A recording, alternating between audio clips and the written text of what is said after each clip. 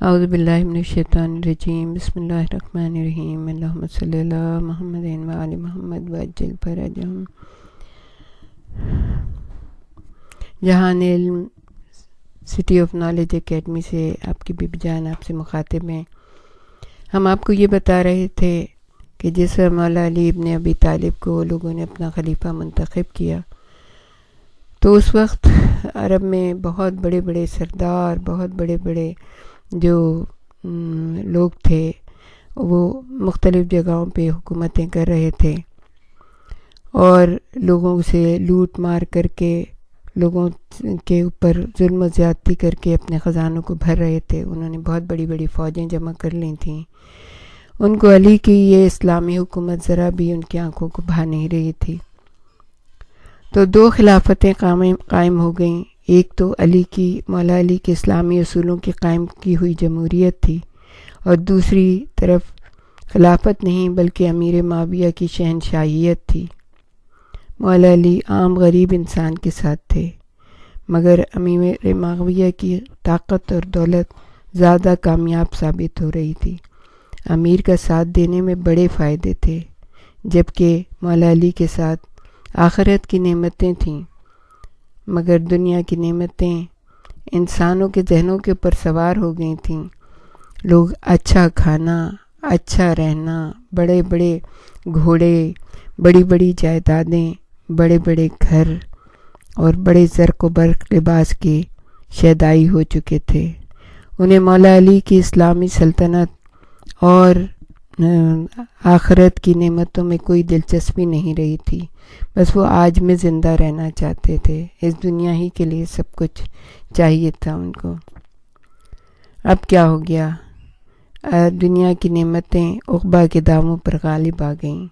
لوگ جانتے تھے کہ علی ابن ابی طالب کے ساتھ رہنے میں دنیا میں سادگی کی زندگی گزارنی ہوگی، لیکن اخروی زندگی انہی کے ہاتھ میں ہے، انہی کے ساتھ رہنے میں۔ حوض کوثر پہ انہی کے ہاتھ سے جام پینا ہے، انہی کے ہاتھ میں جنت اور دوزخ کی انہی کے ہاتھ میں ہے، اور وہ جو ان کے ساتھ رہا وہ کامیاب اور کامران ہوگا، اور جو دوسری طرف چلا گیا اس کے لیے خسارہ ہی خسارہ ہے۔ لیکن لوگ آج چاہتے تھے، لوگ دنیا چاہتے تھے۔ اب کیا ہوا؟ حنین کے مقام پر مسلمان سے برسر پیکار ہو گیا۔ امیر معاویہ کی فوجوں نے لوگوں کے اوپر ظلم و ستم کے بازار گرم کر دیے، لوگوں کے پیٹ چاک کیے جانے لگے، لوگوں کو قتل کیا جانے لگا، لوگوں کے گھر ڈھائے جانے لگے۔ ایک زبردست فوج اکٹھی ہو گئی، لیکن اس فوج میں دولت تو تھی مگر یقین کی کمی تھی۔ اس پر مولا علی ابن ابی طالب کی فتوحات کی ہیبت بھی طاری تھی۔ عام عرب بڑا وہمی ہوتا ہے، وہ بڑی آسانی سے جذبات کی رو میں بہہ جاتا ہے۔ انسان صرف ہتھیاروں سے نہیں لڑتے، ایمان بھی ساتھ ہونا لازمی ہوتا ہے۔ امیر معاویہ نے اپنی فوج کو یقین اور بھروسے کی کمی کی وجہ سے پسپا ہوتے دیکھ کر فوراً اپنی سیاست عملی سے کام لیا۔ قرآن کو نیزوں پر اٹھا لیا گیا، جبکہ مولا علی کی فوج بالکل فتح کے قریب تھی۔ چند ہی گھنٹوں میں فتح یقینی تھی۔ امام علی کی فوج جو تھی اس میں کچھ لوگ بہت صاحب ایمان تھے، جیسے مالک اشتر، اور امام کے جو اچھے صحابی تھے وہ پہنچ چکے تھے اس مقام تک کہ جہاں پہ امیر معاویہ خود اور ان کی فوج جو ہے نا بھاگ رہی تھی، پسپا ہو رہی تھی۔ لیکن امیر معاویہ کے جو شاطر ساتھی تھا اس نے کہا کہ اب ایک ہی کام ہو سکتا ہے کہ قرآن کو نیزوں پر بلند کر دیا جائے۔ جب علی کے ساتھی جو اسلام کی تعلیمات سے آراستہ ہیں جب قرآن کو نیزوں پر دیکھیں گے تو وہ یہ کہیں گے کہ ہاں قرآن کی بے عزتی ہو رہی ہے، تو ہم جو ہے نا اس جنگ کو روک دیتے ہیں۔ اور ہوا بھی یہی کہ مولا علی ان کی چال کو پہچان گئے۔ انہوں نے بہت کہا کہ یہ امیر معاویہ کی تدبیر ہے، جنگ بند کروا کر وہ کوئی نئی چال چلنے والے ہیں تاکہ اپنی شکست کو نیا موڑ دے سکیں۔ مگر یہ مسلمان اور کافر کی جنگ نہیں تھی، یہ دو اسلامی گروہوں کی جنگ تھی۔ قرآن کے بیچ میں آنے کے بعد جنگ نہ روکنا لوگوں نے کہا قرآن کی توہین ہے۔ امیر معاویہ جانتے تھے علی کے ساتھی ان کی اس تدبیر کے آگے بے بس ہو جائیں گے۔ یہ تو صحیح ہے کہ امیر معاویہ قرآن کو اس طرح درمیان میں لا کر قرآن کی توہین کر رہے ہیں۔ علی نے کہا یہ تم قرآن ناطق کے ساتھ ہو، یہ قرآن صامت ہے، میں قرآن ناطق ہوں۔ لیکن ان کے وہ ساتھی جن کو امیر معاویہ نے بڑی ہوشیاری سے ان کے کیمپ میں اپنے جاسوس چھوڑ رکھے تھے اور کچھ اہم لوگوں کو اپنی طرف توڑ لیا تھا، وہ لوگ اپنے ضمیر بیچ چکے تھے، وہ امیر معاویہ کی دولت کے چکر میں آ چکے تھے۔ کچھ ایسے ضعیف الاعتقاد بھی تھے کہ اس چکر میں آ گئے۔ انہوں نے کہا اگر قرآن کی توہین ہوئی تو وہ بغاوت کر دیں گے۔ عام سپاہی بھی ان کے ساتھ ہو گئے کیونکہ وہ گہرائی سے سوچنے کے سمجھنے کے عادی نہیں ہوتے۔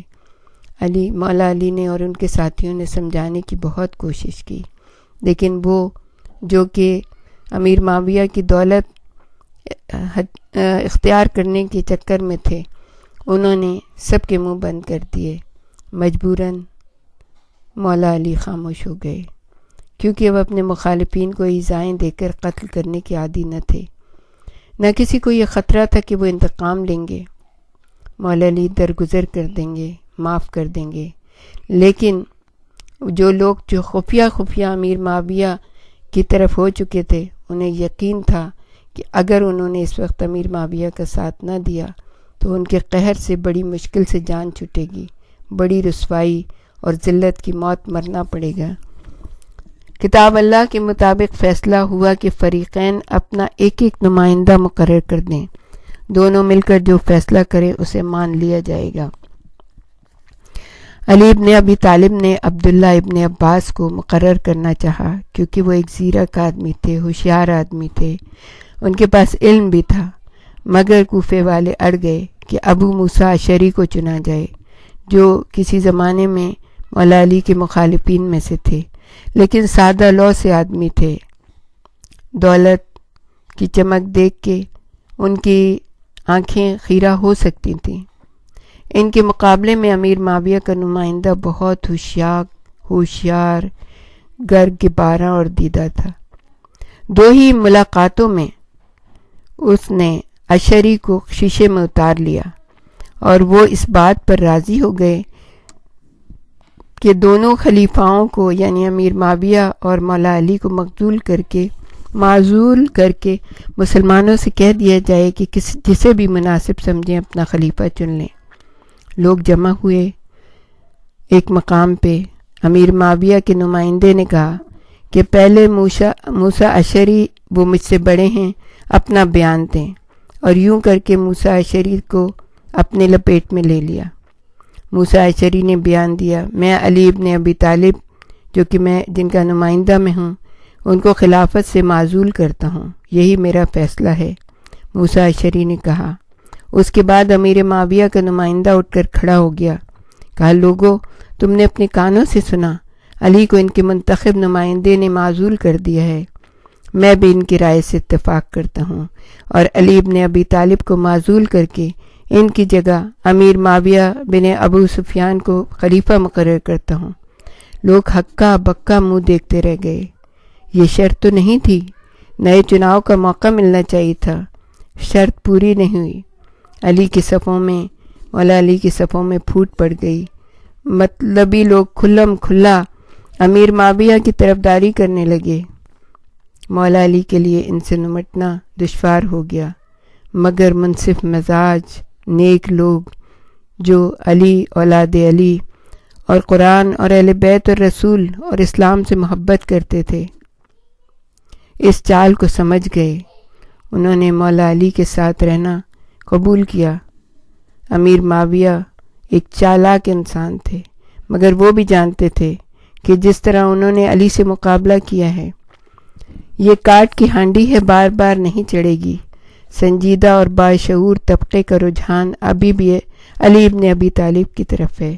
ان میں ایسے زبردست مورخ اور مبلغ موجود ہیں کہ اگر ایک دن ان کی حمایت میں کھڑے ہو گئے تو جذباتی عرب قوم پھر انہیں سر آنکھوں پر جگہ دینے کو تیار ہو جائے گی۔